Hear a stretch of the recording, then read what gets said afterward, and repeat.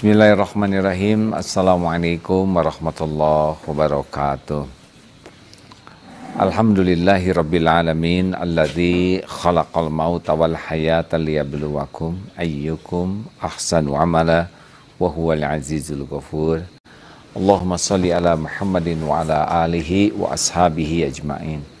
Masih dari Eko Pesantren 2. Gimana indah tidak hadirin sekalian?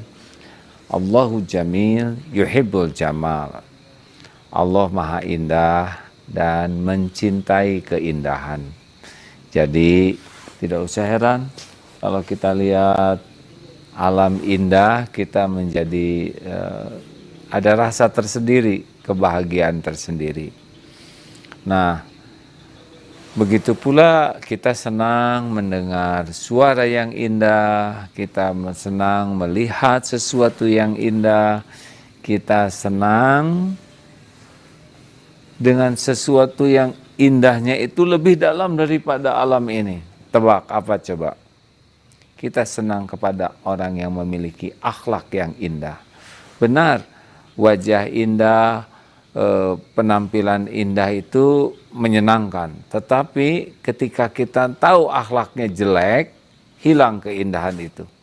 Mau baju semahal apapun, mau penampilan, aksesoris seindah apapun, tapi kalau sudah melihat akhlak yang buruk, hilang keindahannya. Nah, hadirin sekalian, tolong diperhatikan ini. Risalah dakwah Rasulullah SAW juga para nabi sebelumnya, itu dakwah itu sasarannya bukan casing, tidak mendakwahi supaya punya rumah yang indah, baju indah, penampilan indah, tidak, tapi terus ke dalam sesuatu yang paling inti, yaitu hati. Jadi Rasulullah itu mendakwahi hati. Dari hatilah, kalau semakin bersih maka akan lahir pikiran yang bersih, jernih, perkataan yang baik, yang berkualitas, perilaku. Jadi dari hati dulu. Dan beliau bersabda, ala inna fil jasadi mudghah, idza saluhat saluhal jasadu kullu, wa idza fasadat fasadal jasadu kullu, ala wahiyal qalbu. Ketahuilah dalam jasad ini ada segumpal daging, sesuatu mudghah, ya, yang kalau dia baik, baik seluruhnya, kalau dia jelek, jelek seluruhnya. Itulah yang dinamakan qalbu. Nah, ini penting sekali. Kita tidak bisa casing kita ubah-ubah supaya kelihatan indah. Nanti akan ada saatnya kita menua dan keindahan ini berangsur-angsur akan tidak ada. Tetapi kalau semakin tua kita makin bersih hati, makin matang, ada keindahan tertentu yang tidak terekam oleh mata tapi sangat terasa oleh orang-orang di sekitar kita. Itulah keindahan qalbun salim. Dan inilah yang harus kita kejar dalam hidup ini, qalbun salim. Nah, sahabatku sekalian, jadi Rasulullah itu mendakwah itu menyentuh hati, menggugah hati, dan menjadi jalan berubahnya hati.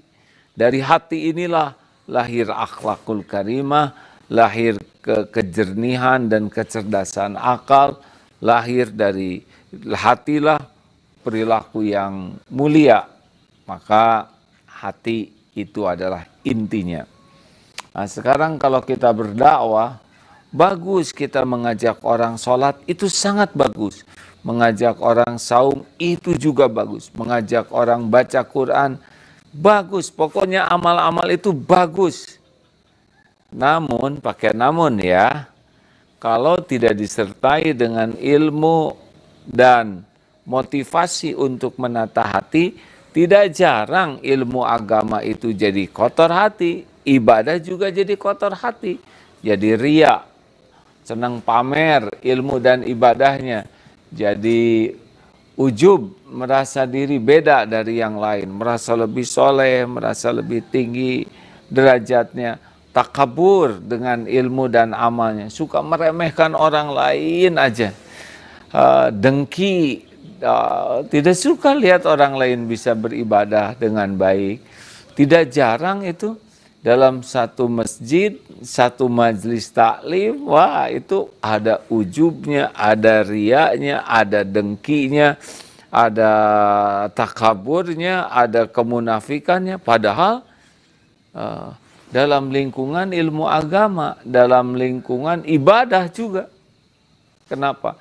Karena boleh jadi tidak tersentuh hatinya. Nah, kalau hatinya baik, insya Allah nanti baik. Nah, salah satunya nih hadirin sekalian, seni bergaul dengan sesama manusia, ya.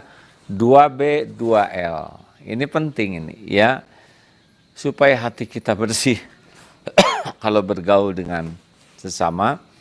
B yang pertama, kalau kita ketemu orang adalah berani mengakui, mengingat, berani mengakui kelebihan, jasa, kebaikan orang lain.